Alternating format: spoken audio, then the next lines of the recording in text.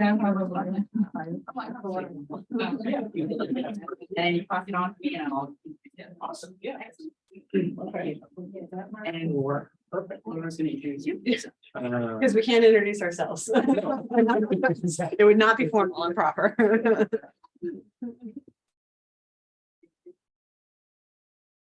All right. Do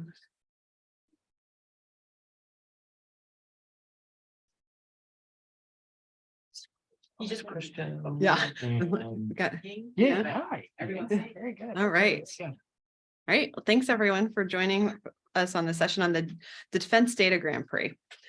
So it's my pleasure to introduce Dr. Stoney Trent, who was the creative thinking behind starting this Grand Prix within the AIRC and really bringing academics across the spectrum to bear in solving hard data challenges. So Colonel, Doctor, retired. Wait, you're not retired from the doctor, but you're retired from the colonel. Stoney Trent is a cognitive engineer and military intelligence and cyber warfare veteran. Stoney is the principal investigator and lead of the Defense Data Grand Prix. Stoney is also a research professor and principal advisor for research and innovation at Virginia Tech.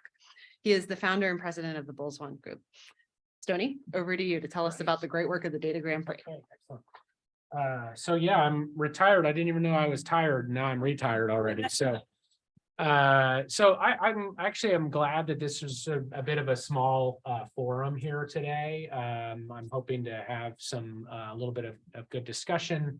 We've got two of our winning team leaders joining us, and most importantly, we have a key sponsor. So I want to just say up front that I was asked to run a data competition for the AIRC as a way to show how we could be innovative with acquisition data, and so I was pretty adamant up from the beginning that I wasn't really interested in running another hackathon or a Kaggle, something that's solving well-defined problems, over the weekend, and pizza. Those are common, or more common these days. And I don't think they really do justice to the complexity of problems that the Defense Department has. They wash away all the real world difficulties in favor of getting something done in a short period of time. And frankly, they also, in doing so, they mislead data scientists into thinking they can always solve problems with data or applying science to data. And then they mislead the government into thinking that, I really just need to get a data scientist on this problem and things will magically be better. And I won't have to do anything because the data scientist will solve the problem. These are really, dangerous sort of pitfalls for real world problem solving. Real world problem solving is a journey that requires technical expertise and operational expertise. And the only way that you can accommodate that collaboration is with a lot of time. I mean, frankly, that's what I think Christian and Ying are going to share with us today is how they've been able to use not a lot of money, because frankly, we're really none of us are actually doing this for any amount of money here, but with a lot of time and access to problem owners that allows for better understanding on both sides. So that, I think, if you want to think of something that's sort of the philosophical sort of azimuth of the competition, it's that. How do you allocate more time than money? Because that's actually it's not really a common way we solve problems in the Defense Department. So what I want to do is just give a very brief overview of the project for those of you that are new. I mean, many of us actually have been, we might be talking to ourselves, I suppose, but some of you are maybe new to the competition and you don't really know how this has been unfolding. So I want to make sure that you're able to take some motivated knowledge back with you wherever you go, and spread the word about this new way of competing. to solve really hard real world problems. So what we envisioned, and I want to say up front that while I'm here as the PI, anybody who's been a PI knows that PIs actually probably do the least amount of work on the project. There's a lot of people that are doing much more work than you are. And so I do want to first, acknowledge Jan, who maybe many of you know because she's been coordinating a lot of this this conference. Really this has been as much of sort of in my initial ideas as Jan's motivated energy to kind of coordinate and get all of this underway. Again, going back to this isn't about spending lots of money, it's about spending lots of time and energy. What Jan and I have been working together on here is a 3-heat competition model. And every heat, as we recruit new people, they're like, well, what are the problems we're going to work on? And what are the really well-defined problems? And what are the really well-defined data sets? And so that way we can make sure people really want to get involved with it. And I shudder every time I hear that. I'm like, do academics always need to know that they can succeed before they take a risk? That's a really bad way to approach life here. That's actually really it's very, talk about innovation. It's not really, seeking innovation. And instead I use it, well, we're going to put you in collaboration with somebody that might think they know what their problem is, but you're going to help, frame that problem together. And over 3 heats, the idea is that you become increasingly knowledgeable about work domain problems, about data, about system architectures, and in order to actually apply data science. And in the journey, this 3-heat, 3-semester long journey, you're actually going to have to tackle a lot of things that are in no ways, relevant or taught, I should say, in a data science class. No linear algebra class is going to teach you about non-disclosure agreements, right? They're never going to talk to you about system architecture and how you need to control sensitive information. These are things that are real barriers for defense problem solving, but they can often be hidden from us in academic settings. So heat 1, the idea is we start out with really just sort of relationship building and problem scoping with a problem owner. We move on to heat 2, where it's more about developing access to data sets that can be used to solve problems. And then it sets all of that sets the conditions for heat 3, where teams are able to more aggressively recognize and apply algorithms and visualizations to elicit findings. What I like about this trajectory of this overall thing is you saw how small we started. We started with just a very small handful of teams, and fortunately we've had some persistent teams, and Ying and Christian are 2 examples of that, and persistent problem owners. And Dr. Saul from DLA is going to share some of their perspective, their perspectives in this journey too. But what we've seen is an increasing interest in it as the programs has scaled out over time, toward a vision that is that I have about making this accessible to any university in the United States, that sort of opens the door to problem solving in ways that is normally unavailable to academics elsewhere. So over time we've had over the last 3 heats we've had 15 teams, and you can see the important part of this isn't just a student-only competition. The faculty involvement with the teams is a critical centerpiece. It does a couple things, right? Because the government has only so much time, right? We don't want to bog our government down into mentoring students and keeping time and attention and managing deliverables and just generally answering the mail. But faculty members can be a source of continuity. Students are going to come and go, and so we want to have some amount of continuity and relationship building that is, sort of hinges on the faculty leads. And so this is a key piece for us here. And then the second key piece is that we recognize that we need long-term commitments from the government sponsors.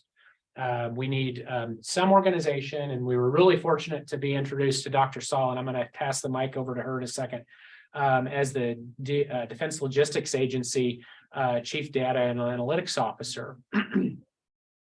Her office, as she'll elaborate on more deeply, is a critical link between the tactical problem owners, that have everyday, responsibilities for delivering logistics, improving supply chains, and generally, administering the operations within DLA, and us as academics. She and her colleagues have been very instrumental bridges. Without her and the advocacy of her higher boss and this chief information officer, this type of project is not even possible.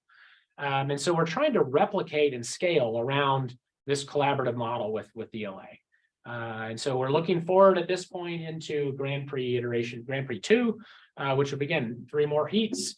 But the idea is that we will add at least 1 more sponsor. We're working with the Department of the Navy to add them alongside DLA for heat 2. And there would be a lot of different reasons I'll talk about at the end of this about why that's is also differently interesting. So with that said, I just wanted to again sort of frame what the competition is, how it's being administered, and sort of the general trajectory of things, in order to tee up Dr. Lindsay Saul here for a few comments from the government sponsors perspective. So I wouldn't be an engaged speaker if I didn't have a bio to read. And so thank you to Jan for preparing the bio here and stuffing it in my face so I could have this to read. So Dr. Lindsay Saul, again, Chief Data and Analytics Officer at DLA. And I just want to digress, because some of you guys might not even know, DLA, might not even heard of that. But an incredible aspect of the Defense Logistics Agency is it isn't just about providing logistics to the Defense Department. It has a whole of government logistics responsibility. And so Dr. Saul and her team isn't just about delivering wartime supplies.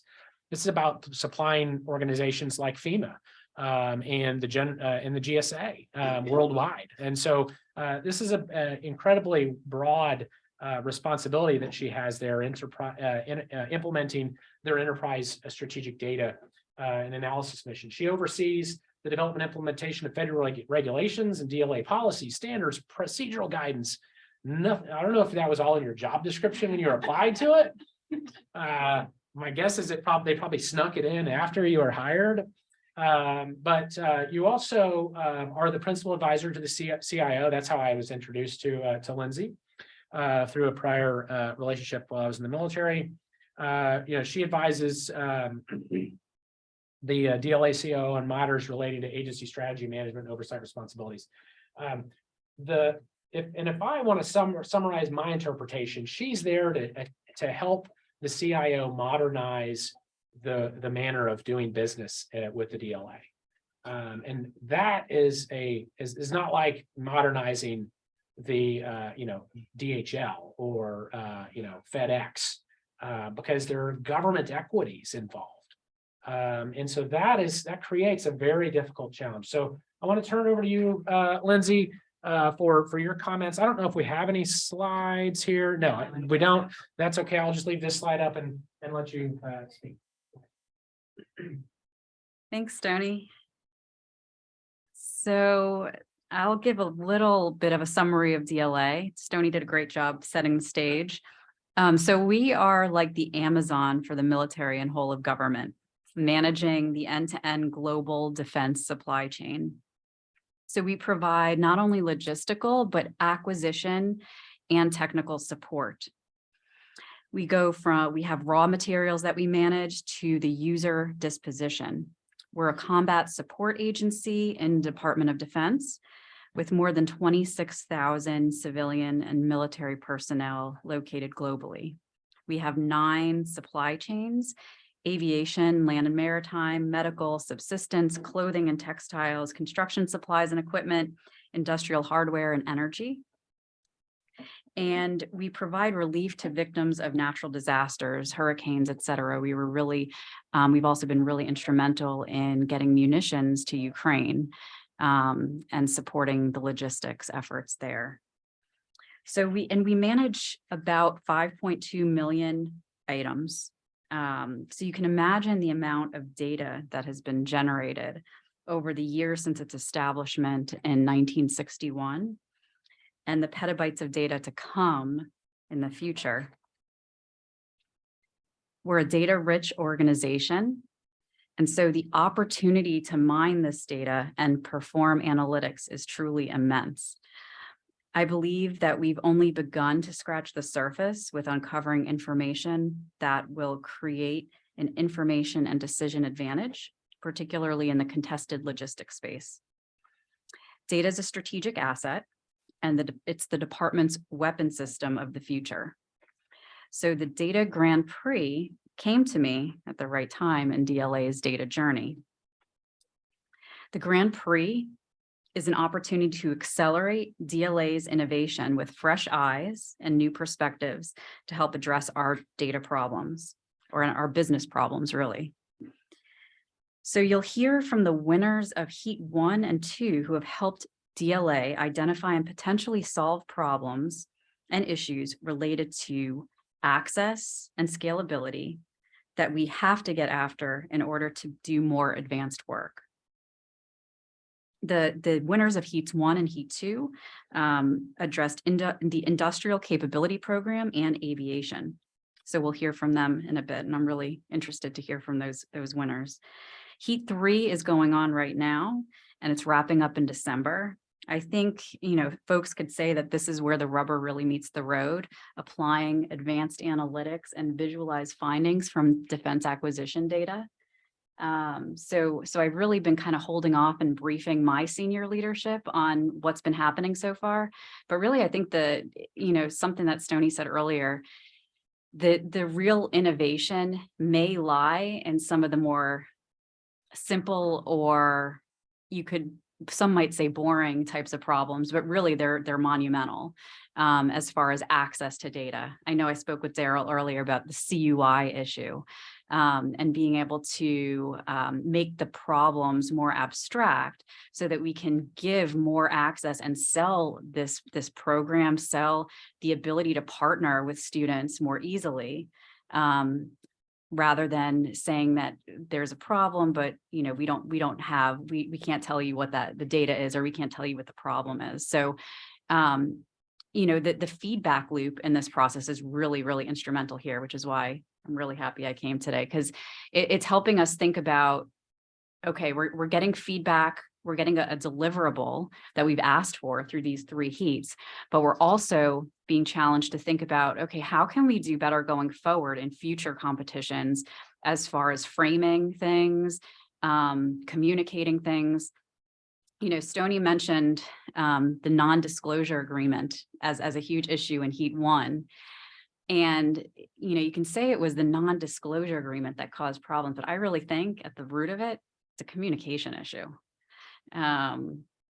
Stoney got on the call with me after weeks of going back and forth with multiple staff members, lots of people trying to address the same issue. But, we're all, in the government, just like in industry, just like in academia, we're all just trying to get things done at the end of the day, right? When you're on a team, that division of labor and responsibility is sometimes an issue. And I think that was kind of the case here, is just making sure that you have someone who can communicate the right issue all the way through from front to end. And we've had a lot of turnover throughout the competition too, with our team growing and expanding and having different talents and skill sets that were needed in multiple places. So having that understanding from start to finish of what the issues are and what's been going on, it really lies in the details. And once we got to those details, I think we were able to move things along. But I think communication is a key issue. So communicating, we have trouble with it internal to DLA. So how would we be even better with that with external to DLA with students if we struggle with it also internal? We do good things too, but communication is something that we can get better at. Okay, so Heat 3 is ongoing, wrapping up in December. We're looking at more teams from a wider range of universities, more areas in DLA that are going to be involved, including our own office of the Chief Data and Analytics Officer, Information Governance and Compliance, the J3 Operations, and the Analytics Center of Excellence. So we're going to be expecting more products and hopefully value from those products from the competition as it expands, getting better with each iteration through feedback from yourselves. And we're really excited to be the trailblazers in this at DLA. We may not have done everything right, but we are willing to fail, as I'm trying to teach my team. They're at an enterprise data management offsite this week. That was while we were doing this competition. I asked Stoney to be really patient with me because we were putting a BCA in to get more people to stand up a new division to get our data, our shared data domains underway and a team to formulate that. In the past, we've been working with disparate systems in silos and haven't really thought about data from an enterprise perspective. This team that we've just been funded to have with new full-time employees is enabling us to do that, to make things like this competition a bit more easily accessible, and so that we would have catalogs and data that's API-able to send to students and give that access more readily. It's been scrubbed a lot more, and that we're not kind of figuring it out as we go. We've already thought about it a priori. So really looking forward to what's to come. I think everything here is a learning opportunity. Just excited to be here with you and meet you guys face to face. And with that, I will turn it back over to Stoney. Thanks for having me. Perfect. Well, thank you, Lindsay. Just a couple points that I want to expand on is that there's the conventional way of developing strategy is that you assemble a group of graybeards and gray-haired ladies, and they sit around a table and they write a document, and that becomes the strategy. And then that, because it's published. The challenge with that conventional approach to strategy is that small group of experts can oftentimes find themselves disconnected with the realities of tactical problem solving. So tactics and strategy interplay.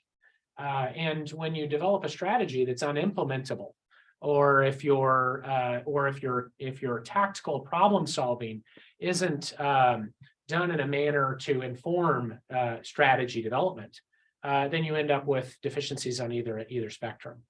And so this is an ulterior motive of ours for the Grand Prix, is to find groups that are attempting to establish and implement a data strategy and create the tactical problem solving opportunities that will help inform that strategy. And so I want to really emphasize that as a sort of a key value props. So there's the value that comes out of each of these winners' recommendations. Like you're going to hear some of the actual tactical recommendations, but just having Lindsay and her team noodling away with how they're going to implement this enterprise change at the same time as tactical data science problems are attempted to be solved in new ways creates this a bit of synergy that improves both sides. And so I want to ask my co-PI Jan to come up and do the intros of the winning teams. And so that so they can share a little bit of theirs. And I would like to ask both of you, as you're sharing your experience, to not only just focus on the actual academic recommendations, but to the degree that you can share some of your non-scientific struggles if the journey, I think will also be helpful for us all, because they might not have been written down into things, but I think this is a good venue to share those. So go ahead. So I won't take too much time. So as Stoney and Lindsay has already mentioned, we'll hear from the first two teams. We have from Heat 1, the first place winners are Dr. Ying Wang and her student, Miss Savannah Bergen. Dr. Wang is an associate professor at the School of Systems and Enterprises at Stevens, and she was also the lead engineer at the Commonwealth Cyber Institute here at Virginia Tech before she joined Stevens. Her primary interest research includes cybersecurity, IoT, software architecture, telemedicine, and edge-centered medical decision support systems. So we have a very capable faculty here that's leading the team, and she's also been very instrumental in mentoring the students and moving on from Heats 1, 2, and also now in Heat 3. And we also have Miss Savannah Bergen, who is a master's student in systems engineering at Stevens. She's also currently a software engineer in the Applied Physics Lab at Johns Hopkins. In May 22, she actually received the Distinguished Leadership by a Master's Student Award at Stevens. So congratulations. And over to you. Yep.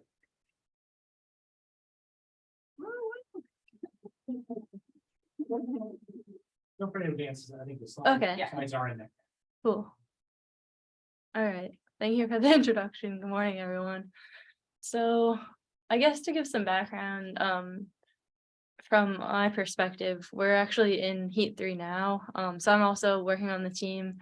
I think before I go into more of the information in the slides, like talking to your point, I was thinking about it really quick. And one of the things that we've done this heat is actually bring in 2 more team members, which is very exciting for us because last heat it was just me and my professor, but this heat we have 2 more. And I think kind of getting them caught up has been something that we've had to do. And just because for us, we tried to compile each heat one after the other. So Heat 1 work was the foundation, and then Heat 2, we built upon Heat 1. And then Heat 3 as well. So that was not something that wasn't able to be overcome, but definitely I would say potentially a neat experience for the person like me who stays on all 3 to then take that role of teaching the other teammates as well. So I just wanted to caveat because it was at the top of my head. So in terms of breaking down our problem, the things that we wanted to think about the most were user requirements and quality attributes. These came to mind mostly because I was actually given an option of either taking a test as a final or doing the Defense Data Grand Prix as a motivator as a student. So for me, I didn't want to take a test, but I was also super interested because I work in the defense industry already during my day job, in participating in the Grand Prix to give me some more context into how I could actually apply what I was learning in school to a real world problem right away, not just in my job, but also I could do it immediately. So that's where this comes into play with the user requirements and quality attributes. So we are given a subset of data in Heat 1 directly from the DLA in a bunch of CSV files, and we pulled them up on Excel, and we were kind of like, what are these? How do we deal with them? But very quickly, we were able to, during Heat 1, talk to Caro from the DLA, and we talked through a lot of the things that we were wondering about, and that's how we formed, from conversation with her, what we felt the stakeholder requirements would be in the quality attributes for the system at large. So that's something to keep in context here, is that as we built upon from Heat 1 to Heat 2 to Heat 3, we're looking at it from a system perspective to look at the software architecture that we could put in place to better help the DLA when it came to textiles, and clothing, which was really cool because I like those things anyways. The things that we looked at was usability. So in what ways were the vendors struggling to get in specifications for all kinds of things? So you have both the end in the supply chain, right? You're going to have the person who's making making the material or product, and then you're also going to have the person who's consuming that, and how do those things connect? So one of the things that we noticed was that there wasn't a very automated process for that. It requires a lot of manual data entry. And we wanted to look at how we could make that more human-centered and actually parse that information in a better way. So we did a little proof of concept that I'll talk about later. We also want to look at scalability. So as was mentioned, this is a very large system. So we have to think about, besides just manual entry of that information, what other information exists in current databases? How can we migrate those databases to a new database? How can we ingest new data? And what does that look like as the system continues to grow? So we try to keep that in mind as well.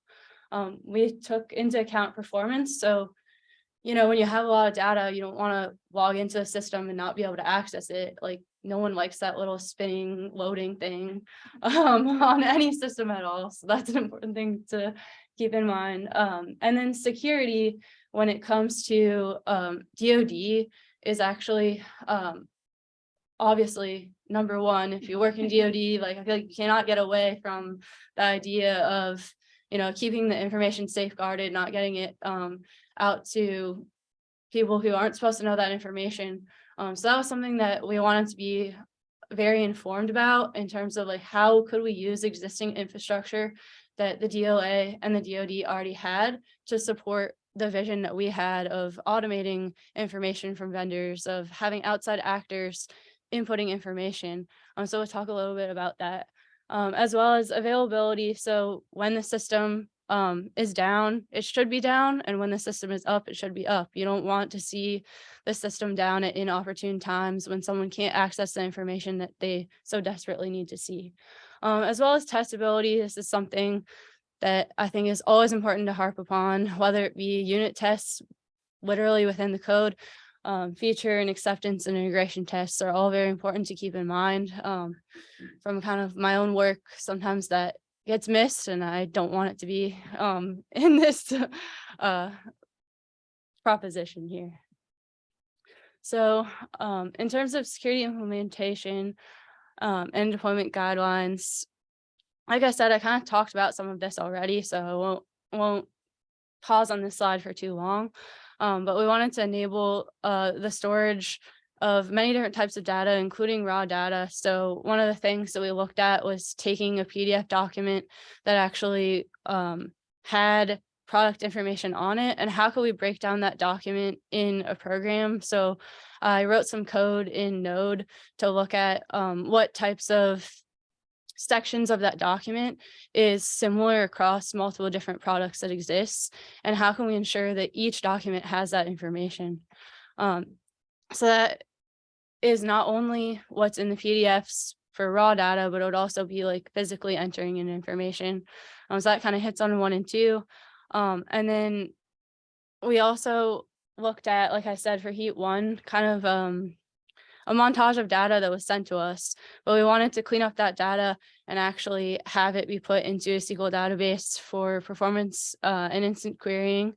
And then we also talk about how we want to enable different types of authentication. So other authentication from the actors outside of the DoD, which would require different types of authentication mechanisms than people who we already know are within the network. Sorry, the DLA has. I mismatched those there in my speech.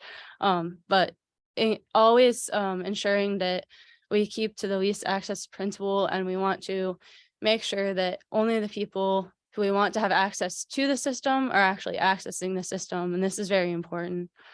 So we also are hoping to minimize the impact to the operation of the existing system. That's always the goal, I would say. Whether I think that one could maybe be harder in general, but so this slide actually talks about not only the CSV files that we were given to in Heat 1 for our data source. So we actually saw in Heat 1 the biggest difference between what we saw with the data from heat 1 and heat 2 was that in heat 1, we were looking at the relationship between product to material, as opposed to what we began to understand in heat 2, which was the entire chain of supply. So we looked at not only the product and material relationship, but who is consuming those products and who is also making the materials and making the products. And that was the biggest difference for us.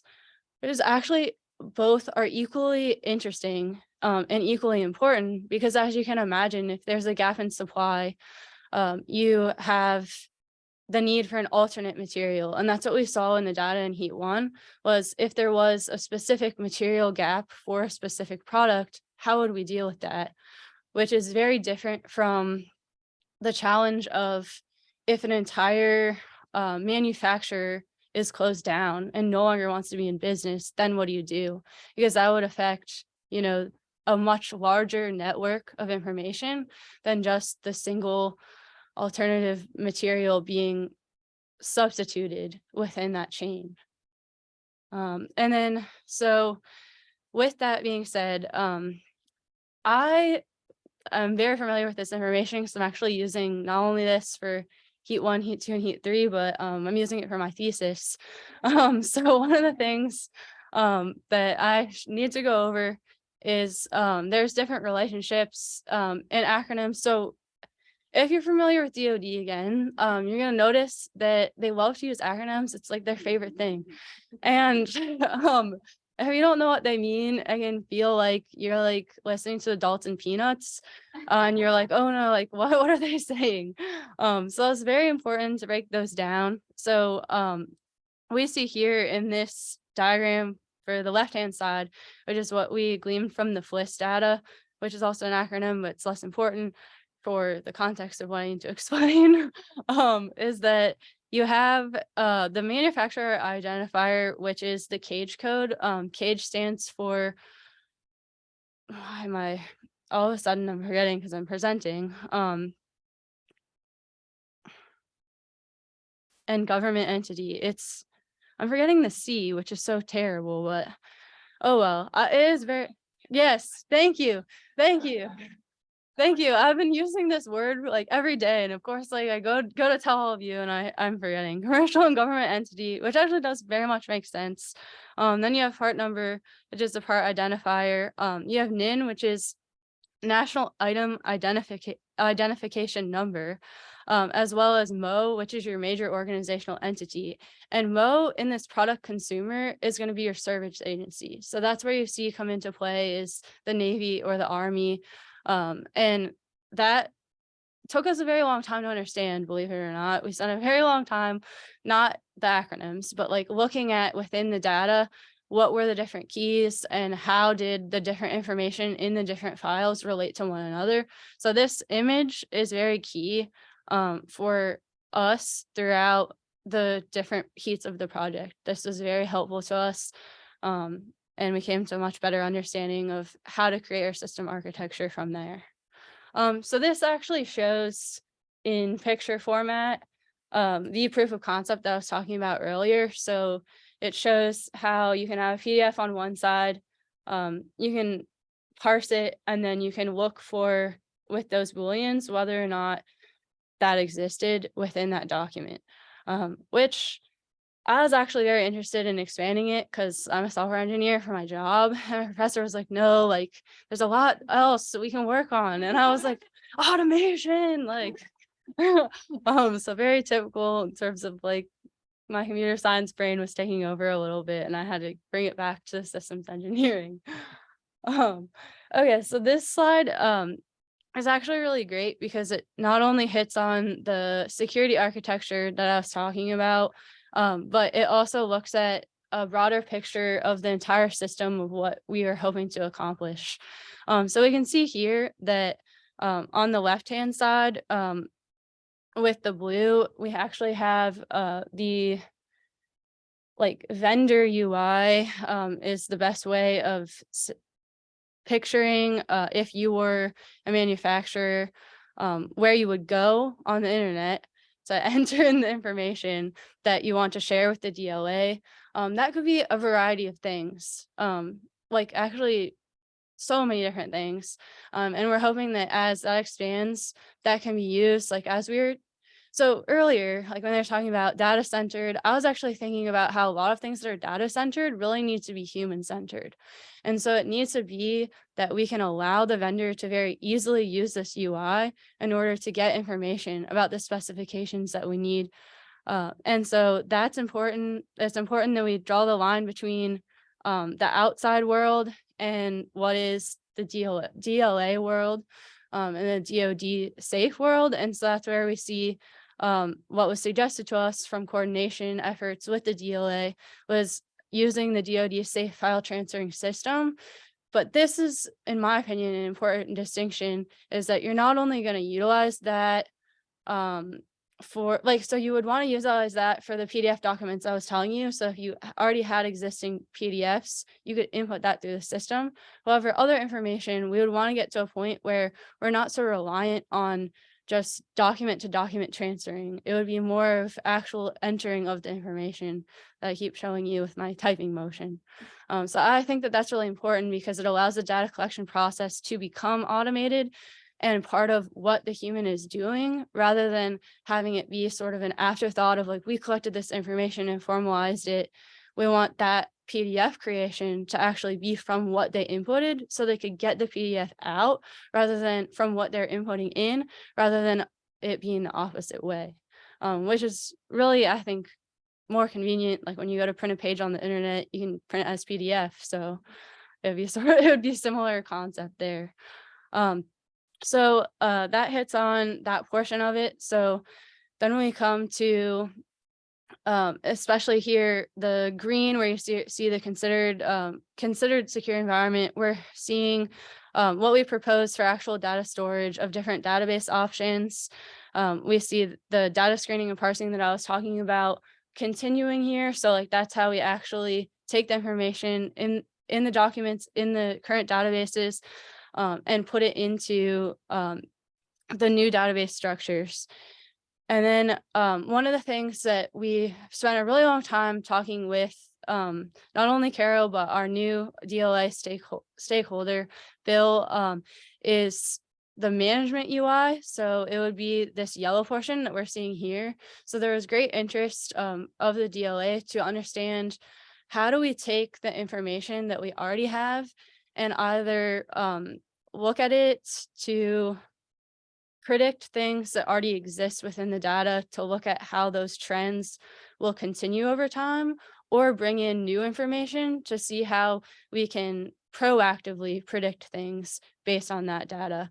And so the idea there is kind of like going back to the vendor UI, is that we want to have not only this processing, but this human-centered area where the DLA can actually go with a management UI and see what that information is like visually.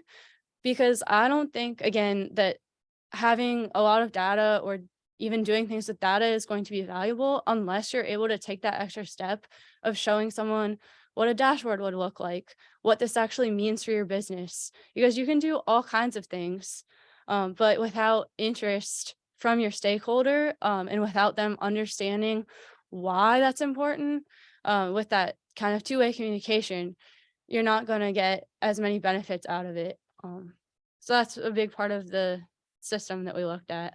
I could go on and on about this. So, so then this is our conclusion. So it really, for us, not just talking to the slide, but also talking to my experience in the competition, has been very fascinating to me, understanding the actual ontology and understanding how the DLA saves this information and is able to help the service agencies. That's what I learned a lot about by being a student participant, as well as, like, I don't know, like Lindsay said, it's like amazing that it's the Amazon of the DoD. And that was one of my personal takeaways, was just how neat it was to see something from that perspective. And again, like I said, like working with my thesis on this information, one of the biggest things that I thought was of interest was that the DLA and the government are not actually Amazon, and they're not actually looking to necessarily profit from the supply chain. And so I thought that that was a really cool perspective to take from the project, was that yes, they have to serve a very similar role, but they also have to serve a very different role.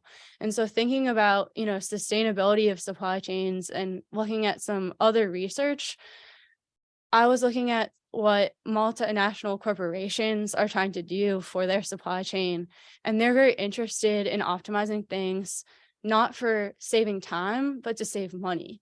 And those are very different. Like in time of war, you're trying to get something there in the time frame that you need it. You're not trying to necessarily, I mean, obviously save money where you can. Don't pick the most expensive way, but do both optimization.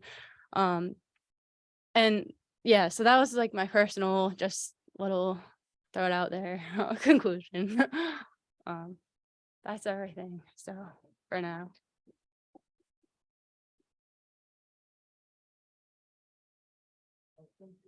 Oh, sure. Do you want to? Sure, yeah. Did you get a bird? So you've gone through all three. So we're currently in heat 3. Yeah, so it'll. Heat 1 and 2. Heat 1 was product and material. And the heat 2 is supply chain. So let me ask you this. So what is still, it's not even clear what your problem is. So what, from a bird's eye view, what are you trying to do so that you can work through the layers? When you get down to a particular product, say a desk or food or whatever it is, a curtain, it doesn't matter, but you actually know at a high level to begin with, what is the DLA even trying to do here? I'm assuming this is one of the supply chains, right? So you got one of those 9, and that maybe your problem actually is the same in number 7 supply chain, and there's some abstraction that does it all across supply chains. It seems like you're working from the bottom up, and you're trying to figure out what the world looks like from the bottom up, and say, go up and take a look from the top down and take a look at what you're doing. Because from an audience member, I have, it's very specific. So what can you maybe describe what you're trying to do at a high level, what the DAL is trying to do at a high level, and then how you work through and down what your specific solution is? Because, it could be one of many different solutions. It may not even be the right. You get 30 seconds to answer. Okay, no problem. So I have a few thoughts based on that. So part of it is that since each heat was themed, we catered some of our work to the heat. We were given the topic of product and material identification to begin with, as opposed to the bigger level. So I think that maybe what my answer is that we are coming up with a system and software architecture for that particular topic category. But I do think that the generalized structure that we created could apply to more than just product and material, but the specific data that we had was only related to product and material, as opposed to other things. Does that help you or? Well, because we have time. Yeah, we have. Okay. Yeah. Oops. So for heat 2, we have our proud winner, Dr. Christian Lucero and his team. He actually have a team of 5 students who worked with him on this project. He's currently an assistant professor of statistics at Virginia Tech. He's also a core faculty member in the computational modeling and data analytics program. And his current passions involve experiential learning in data science and statistical computing. Perfect for this competition. So over to you. All right, thank you. Great introduction. Great talk. It's going to be hard to follow. I do have a cheat sheet. So the numbers, so many numbers being thrown. Thank you, Lindsay, for giving us the big overview of DLA and things like that. Now, I've worked on all 3 heats with a number of students. Fortunately, we did lose a couple because they graduated and we wish them well. But we've had, at least a couple of the core members stick with us we're now in the third heat. So, unfortunately, they weren't able to come because I think two of them they have their prelim exam coming up shortly after Thanksgiving. So that's their focus, and we do wish them well. So heat 2 overview, as we already know, the theme for this is on access, and I'll come back to the where that is addressed later on in the slides. If you just look at the slides, you probably think, well, what does that have to do with access? Well, that's what I'm here to sort of explain a little bit better. So our project sponsor for Heat 2 was DLA Aviation. We had a couple of points of contact. We mostly met with with Joe Bloodworth, and he is the main individual who's in charge of this tool that I'm about to talk about. Let me get to the overview, the problem statement. So this one actually, to be a little bit proactive with a question or two, is what is it they were hoping to really do here? And again, if we think Amazon or providing materials to different entities for different situations and things like that, the main idea is they want to be able to predict material shortages. So the idea is we think of it as just a supply and demand. And if we think about it, we can actually really come down to this as a supermarket. And I'll have a slide with that analogy, and I'll take a little bit further in that direction a little bit later. But the idea is, can we come up with some algorithms or use existing algorithms that can better predict material shortages and improve our overall supply chain? So let me go ahead and give you a little bit of rundown. This is where I really need the slides or my cheat sheet. The DLA Aviation manages over 1.9 million items, supporting more than 15,000 customers. Each year, there are 9 million orders, handling 2,000 different weapon systems. So I hope I got most of that correct. I use the word approximately over and things like that. I'm not going to be exact numbers. But the main idea is we understand the Air Force has planes that require regular maintenance. And so, they have their missions or sorties or all the other things that they go and do. And we know that parts are going to be needed to be ordered regularly. And when such an order comes in, they want them filled as soon as possible. And, typically within 48 hours. If it's beyond 48 hours, then, issues begin to arise, phone calls begin to be made and so forth. So the idea is that, the Air Force has a little bit of some predicted idea of when planes are going to be needing to be serviced. They're the ones who know when they're being used and so forth. And maybe that's not fully transparent. So that's part of the access thing. They have this information, and that information could be, fed a little bit more transparently to other entities. The main idea is that we obviously want to have a lot of those items already ready to go to minimize the time from the order to delivery. Now, it's a complicated problem because we don't have an infinite warehouse, right? If it was an infinite warehouse, we would just keep making these things and store them as much as we like. And there are certain things which are more rare in terms of items. Now, obviously, every time you go to the supermarket, or let's just say Target, you're not trying to buy a mattress every single time, right? So that's a special order sort of thing, or a special store. But other times you're going to go get milk quite often. And so when it comes to planes, nuts and bolts, and other common parts that wear out quickly, our warehouse can probably handle that sort of situation. And other things, no, because they're more rare. Sometimes they are more complicated, require a greater lead time to have. We may not have it readily available. And there's a network. It's not just that one warehouse. It's a number of networks around the country. And obviously, to minimize that time for delivery, you want to make use of your network to make sure, oh, we'll use that warehouse because it's we can send it by rail and it'll be there in 12 hours or whatever the issue is. But sometimes, as it was made really readily apparent to us, that sometimes we have older planes that are still in service and the original manufacturers don't exist anymore. And so what do? Well, we can't go to the original manufacturers, so we have to figure out how to get these manufactured another way. So a third-party vendor, maybe they have it, or we have to have someone specially make it.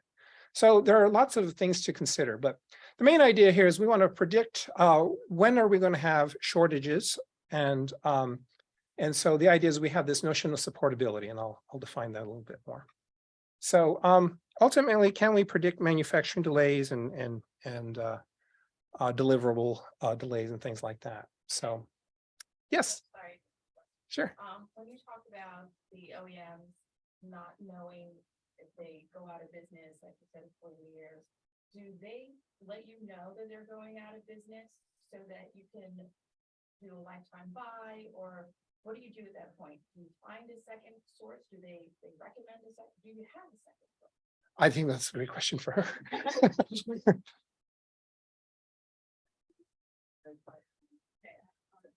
Yeah. They'll never tell you that they're gonna go out of business. That's you get no notice about that. All they Right. have to do is- Yeah. So I think we can all agree with COVID and all that other stuff, supply chains, and that also puts a wrinkle on predictability of things as well. So in terms of existing methodology, the DLA aviation, Mr. Bloodworth, he has created this what's called the Retail SKU Supportability Tool, RSST. And the idea is it's basically a fancy spreadsheet. It makes use of some pivot tables, and it gets updated once a month. This is kind of where I want to start on that the theme of access. It's a 1-point failure. Joe Bloodworth, he's the one who maintains this. He updates it. He changes a few tweaks to his algorithm and so forth. If something bad were to happen to him, then God forbid, then someone else would have to come in and try to untangle his network, right? His algorithm, and try to reverse engineer it. He's not even that convinced that it is the most optimal algorithm out there.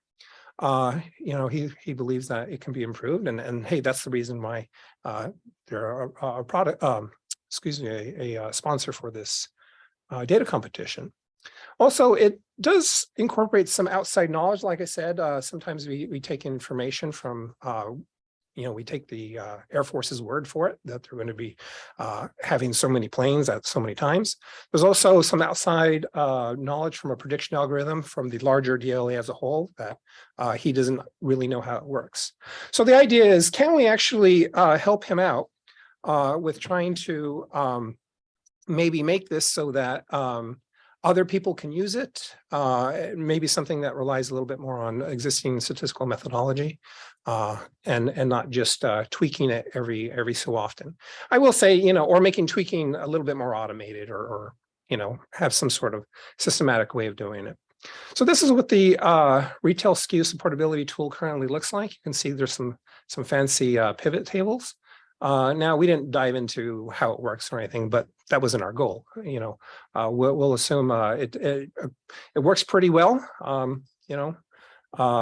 so far. So, but of course, ultimately, I think the goal of much of DLA is kind of what you were working on, and we worked on in our first heat as well, is we'd like to have these dashboards. We'd like to have these things that are, just kind of do things automatedly, and have a dashboard and say, oh, hey, this line, this warning went up red. This is we need to fill some more orders for this item or another. So, but the main idea is that you can tweak the supportability, and I still haven't defined that. I will do a little bit more of a careful definition of that. Do we have enough of the items? That's basically what supportability is.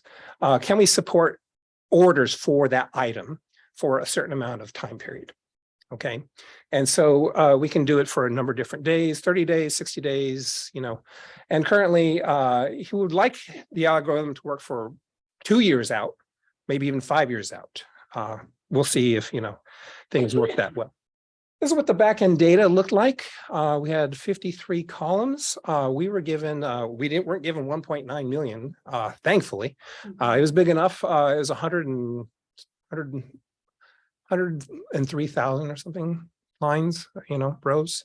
And it covered various NINs and so forth over 2 years' time. So we were provided a nice data dictionary, so I didn't have to write all of those on my cheat sheet. But you see, I had to go so many slides in to actually get it. But Joe he provided us a very well documented tool. So if we had to use it, maybe we don't know how it works without diving into how the pivot tables work and all that other stuff. But to use it, I thought it was actually pretty easy. So, or at least could be made understandable to other people. So to address some of the issues, this is what we're going to do for the rest of the slides. We had some solution approaches. And so I'll talk about the first one the most. And the other ones are probably ones that you're probably more familiar with. So let me talk about discrete event simulation. Now, this is this overall topic is not something that's commonly taught in a traditional statistics course or program.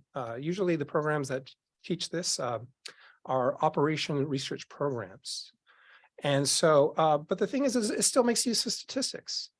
And so the classic example when people are first learning about discrete event simulation is a supermarket, or maybe even a bank teller queue or something like that.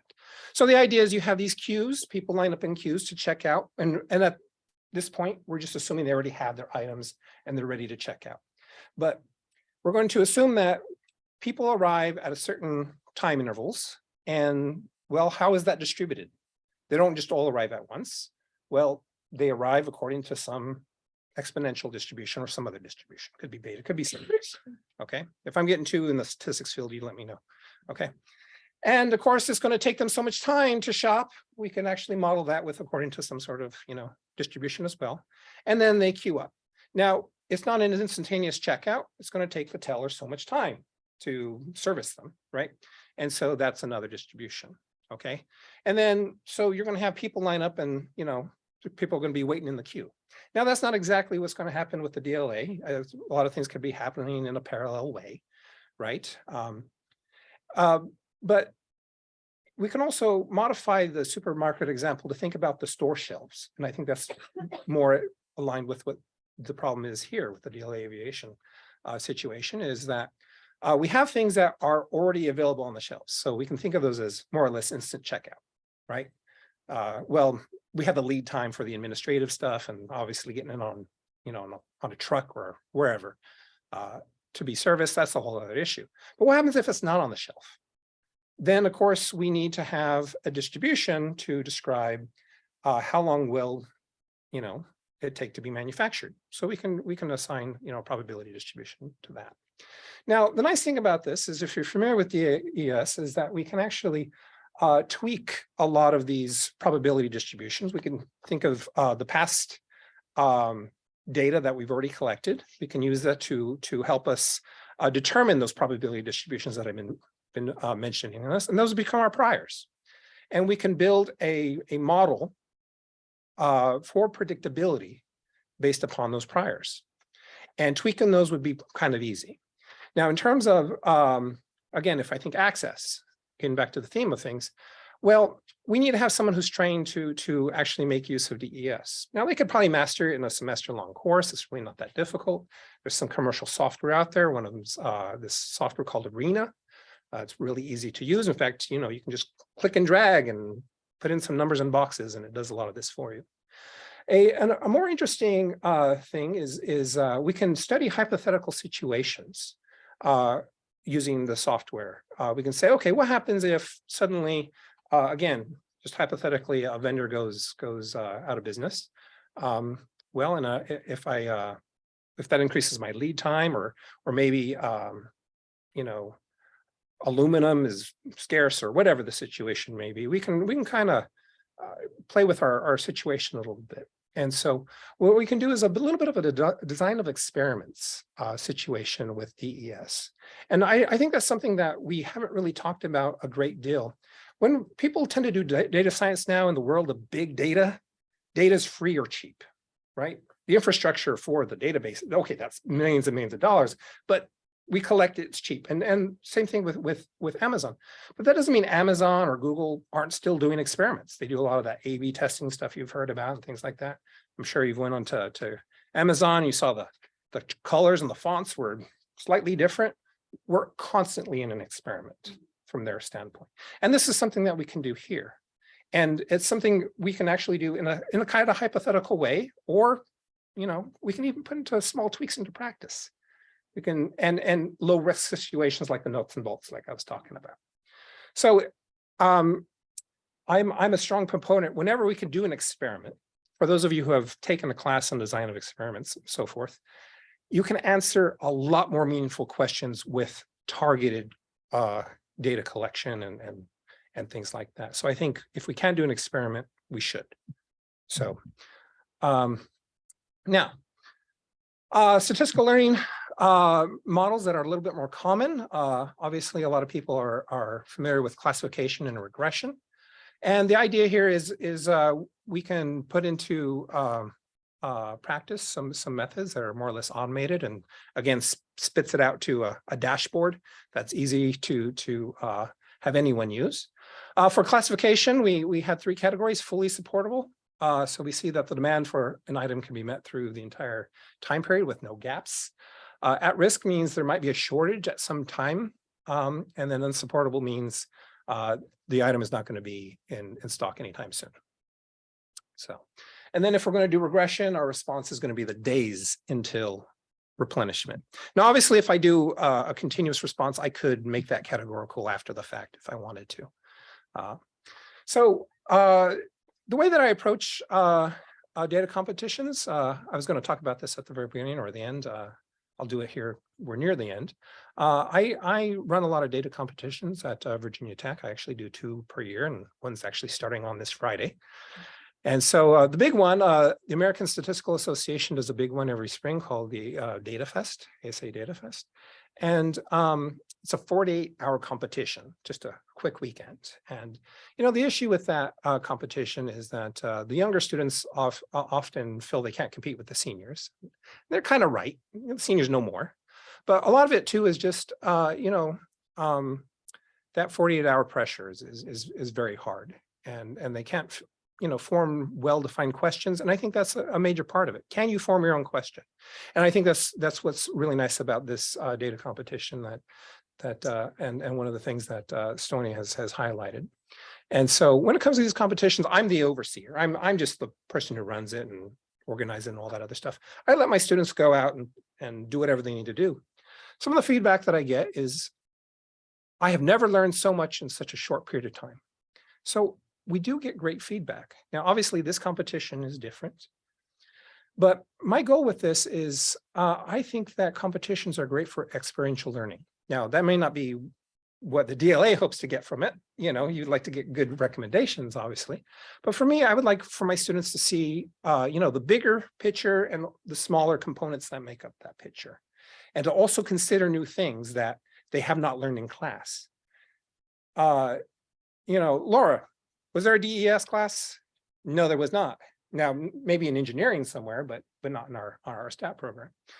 A lot of these other methods are a little bit more common in data science programs, and some of you are probably more familiar with them than others. But they're not always user-friendly. There's pros and cons to all methods. GLM, we did multinomial regression. The issue with that, there was a lot of false positives. What I mean by that is that things that were classified as supportable really weren't. And that's a bad thing, right? We don't want that. SVM, it's another classification method.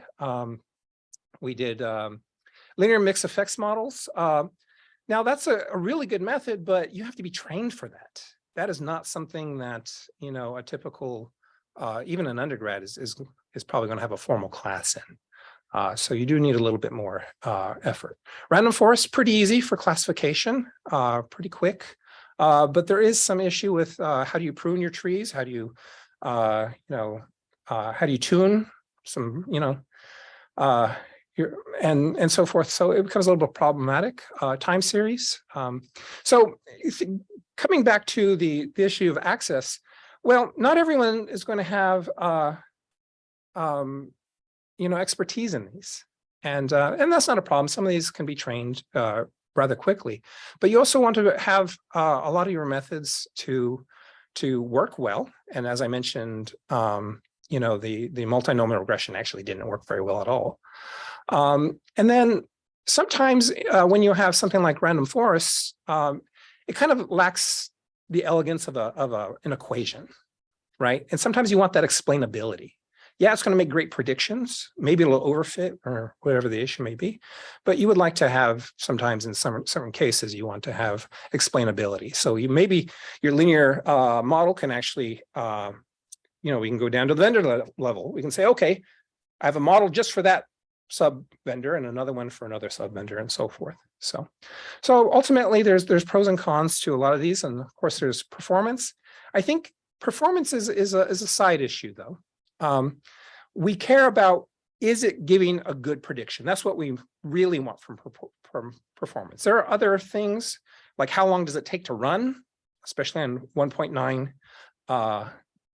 million objects and so forth. So anyway, so my closing thoughts is it would be wise, or I do recommend maybe taking a look at discrete event simulation if possible, seeing if it can be used in any regard. But there are some, merits to some of the other methods that are a little bit more accessible to the people who may use them. So, all right. Do you have questions? So we're over time for questions. Okay. But I did want to just highlight one more thing. So thank you, Christian. Again, what I hopefully you saw from here is were tactical problems, that were the focus of these individual competitor teams, and we're building towards some sort of meta lessons, meta findings by virtue of running a competition like this in the way that we're running it, and so Daryl's question was interesting because it illustrates the value of having a variety of different problems being worked similarly across a variety of different stakeholding organizations that can be analyzed or presented to a higher level stakeholder. And so this is one of the additional key takeaways here is just by hosting a competition like this, we can come away with interesting outcomes. The one piece that I want to offer as we close out this topic is that one of the lessons that we learned here was access to CUI information is inherently difficult for academics. You may have many people without the sort of U.S. residency qualifications. Universities as a whole typically don't want to invest in the infrastructure and the control systems to make that available. And so one of the things that we learned through this competition, and we are addressing even in Heat 3, is establishing a CUI infrastructure that we can make available in future Grand Prix events like this to university teams that are, from wherever they come from. And so this is what we're not presenting this today. It's actually two problems are being worked concurrently for the Marine Corps, in which we're piloting this infrastructure. It's an infrastructure called Darcy. We recognize that if nothing else, if we do nothing else, a value added to the community of the Defense Department analysis will be establishing an infrastructure and piloting the way that I can take somebody from Stevens and somebody from Delaware State and someone from George Mason and vet them for access and give them access to real world data, not abstractions. We don't have to worry about, did I solve the wrong problem because this abstraction or synthetic data was inherently flawed. We're actually giving them access to real data, real problems in a controlled, reasonably secure manner. And so I think these things, while non-disclosure agreements and CUI infrastructure and background checks and these kinds of things are all kind of boring, as we said from the beginning, they do represent tangible and important progress that we're offering now for Grand Prix 2. And so for those of you that stuck with us on the remote session, and for those of you here, that's sort of the key takeaway that I want you to think about is getting involved with for Grand Prix 2, is that we're starting to have solved many of these non-technology barriers to getting you involved. So reach out, join us. We're going to be taking registration for Grand Prix 2 in January. I think maybe mine is starting even in December. I don't know. But I appreciate your interest in the effort to date. And thank you all for joining us. For 1 o'clock, so feel free to stay back and ask all the questions. Yes, I'll answer questions in between food chews.